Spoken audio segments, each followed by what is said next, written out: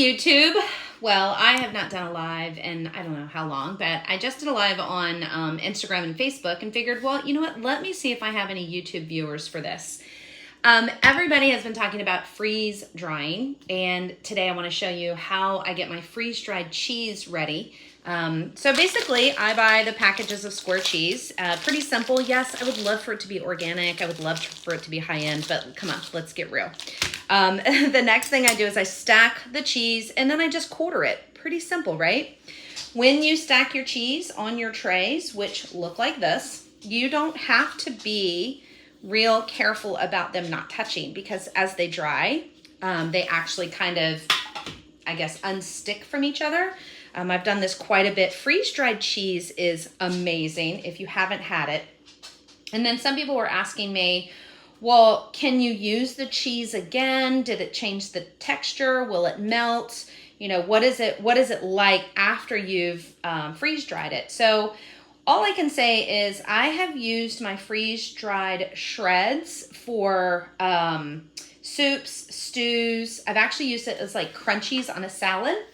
And so it actually does really well. Let me show you. This is freeze-dried cheese that was shredded. This is mozzarella. Now, I wouldn't put it on a pizza because it does need to melt. I would add it to a soup or stew or an au gratin. The other thing that you can do with a freeze dryer, which is really cool, is freeze-dried chicken. So in here is enough chicken for like a decent pot pie, which is kind of cool. And then you can do freeze-dried vegetables. So my idea was to take the chicken and the vegetables, add it to some bone broth, and now we have chicken noodle soup. That is fast food, but it's so easy and it's so much more nutritious than going out to eat. So I'm gonna grab this other tray, get it ready. And one thing you do want to do is, if you have any orange colored cheese, any cheddar has a lot more oil into it, so that oil will be soaked up by the paper towels. It just does make it a little bit easier when you're processing this cheese. So I'm gonna put this provolone out. I do like to kind of spread it, but I'm not worried about it touching the other cheese. I just kind of put it in a row. You know, there's not a lot of moisture to this, so it goes pretty fast. And then I'm gonna go ahead and take the Colby Jack, a package of Colby Jack. Show you guys what I do.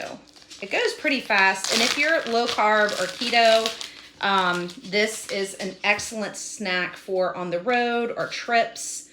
So this one has the paper, so it takes just a little bit more to do this. So, all right. Tell me if you have ever had freeze-dried cheese or freeze-dried anything. And if you have, tell me what your favorite item is. Something I have not tried yet. I've not done ice cream, which I probably need to because I have a 10-year-old and I'm pretty confident that she would like it. I did do freeze-dried marshmallows. They were actually kind of cool. They tasted a lot like the Lucky Charm marshmallows, so I liked that. I love the freeze dryer because if we get a hurricane or we lose power, I can freeze dry meat and I don't lose everything, which is another reason why I really like it. We do go camping, and I have done freeze-dried eggs, milk. I've done freeze-dried tomatoes, avocados, of course, all your fruits and vegetables. I think one of the favorite things, I like to find free food. So we have neighbors that have fig trees, so I love to freeze-dry figs. Which is awesome. I'm wondering if I can rehydrate them and make jam.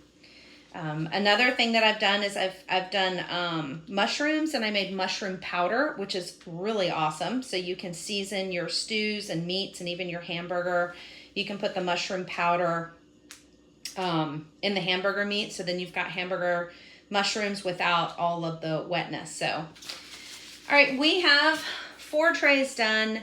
I have had the machine on for about 15-20 minutes. That machine is going to take the cheese all the way down to a negative probably 20, 30 below zero, and then it's going to slowly warm it up, and a vacuum pump is going to come on, and it's going to pull the moisture out. So if you guys have any questions, or you want to know more, or you'd like to see some freeze-dried recipes, hit me up, let me know, and I'll check YouTube later and then just start adding more content. Thanks, guys.